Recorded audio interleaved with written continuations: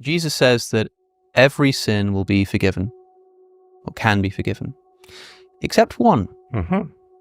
Blasphemy of the Holy Spirit. That is the sin which will never be forgiven. Now, Jesus says this, our earliest source will be Mark chapter 3, speaking to the Pharisees. Mm-hmm.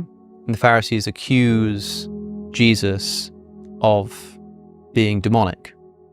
They say that the reason he's able to cast out demons of people is because he is a demon himself. He is Satan, whatever it is. And Jesus says, how can this be the case? A house divided cannot stand. If I'm a demon, I can't be casting out demons. But then he goes on to say that all sins can be forgiven, but blasphemy of the Holy Spirit will not and cannot be forgiven. Mm-hmm. I provide the context there because I'm told that it's quite important. This is enough to send a shiver down your spine. Jesus saying, if you do this thing, you will not be forgiven. I've heard stories of Christians who sort of are up at night in cold sweat thinking, have I blasphemed the Holy Spirit? When I made that joke at Christmas about bringing in the Holy Spirits, was that, oh my God, Mm-hmm. What is blaspheming the Holy Spirit and why is it unforgivable? Mm-hmm. Blaspheming the Holy Spirit, I would relate to Romans chapter 1, when Paul talks about how eventually God gave them over to their own desires.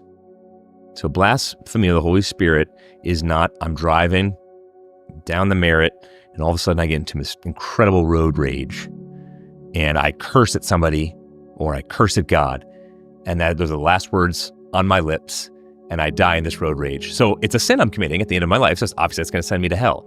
No, it has nothing to do with that. Blasphemy of the Holy Spirit is deciding on my own volition. It's like Pharaoh, to be honest. That's another example of hardening my own heart, and then eventually God hardens my heart. So it's, I'm going to live any old way I want to, Romans chapter 1, and then God gives me over to my own desires. And so it's not a specific act. It's instead, it's grieving the Holy Spirit, living in line with the flesh, not the Spirit. Because if you're living in line with the genuine Spirit, you're growing out of the fruits of the Spirit, Galatians 5:22, love, joy, peace, patience, kindness, goodness, faithfulness, gentleness, self-control, in a botanical kind of way. It's always shown as fruit. So you're supposed to be growing in these areas. So blasphemy against the Holy Spirit is the only unforgivable sin. Is back to your original question. Can I just ask for forgiveness at the end of my life, and God, you'll just grant me my wish to go into heaven? Keira Knightley, live any old way you want. And it's so easy for Christians, because then at the end of their lives, they can just say, God, forgive me. No, Keira. I love Pirates of the Caribbean, but no, Keira. That's completely wrong.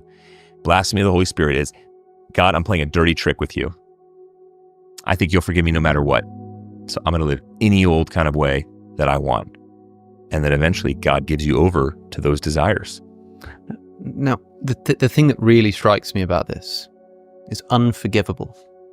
Like, forgiveness is something that is done retrospectively for something that's already been done and now regretted and apologized for.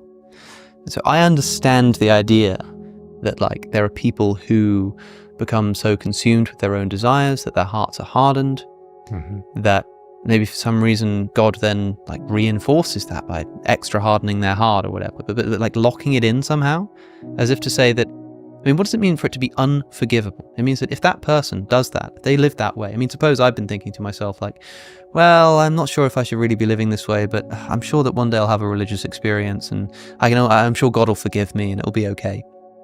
I'm starting to live like that, right? I'm starting to do that. And then one day what was I thinking? This is terrible. I should never have done that. I'm really sorry about it. Well, tough luck. You can't be forgiven. You don't have to worry about that. Blasphemy against the Holy Spirit means I have played so many games with God that I've reached the point where my heart is so hard. I never hear the voice of God.